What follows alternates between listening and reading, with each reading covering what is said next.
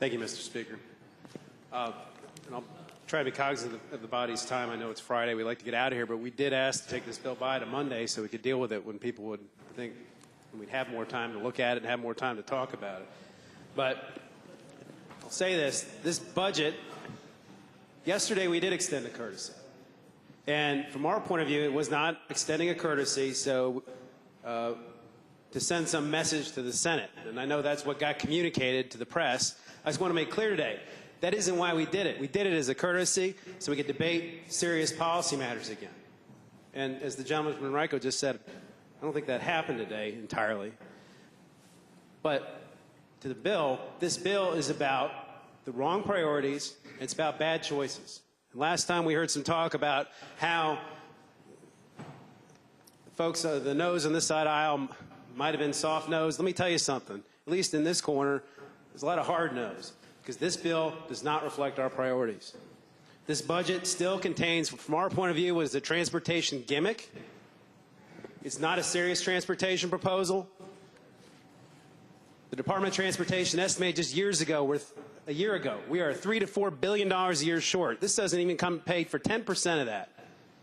It's another press stunt, just like last year when I presented that cake and said, we're all telling our constituents they can have their cake and eat it too with this. We're doing the same thing, again, repeating lessons we should have learned.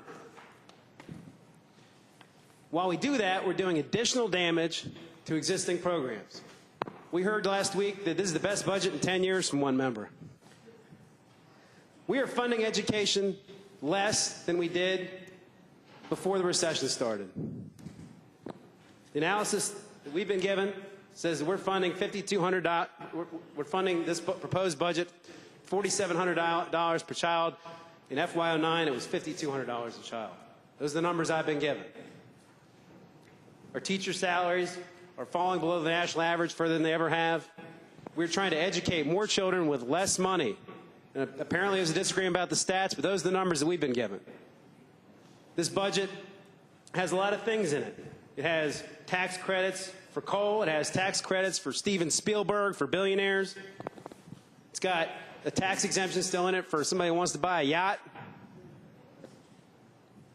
That's why I brought my friend with me, E.T., Steven Spielberg's buddy. And he's holding a sign that says, Virginia is for tax credits. Because that's what the last 3 sessions I've been here have been all about. Is one tax credit after another, after another, after another, one more handout after another for everybody who's got somebody to speak for them in this building.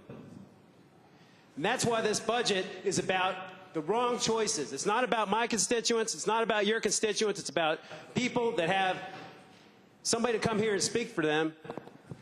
They can step up to the tro. They can get their piece of the action instead of the money going to help the people of this state.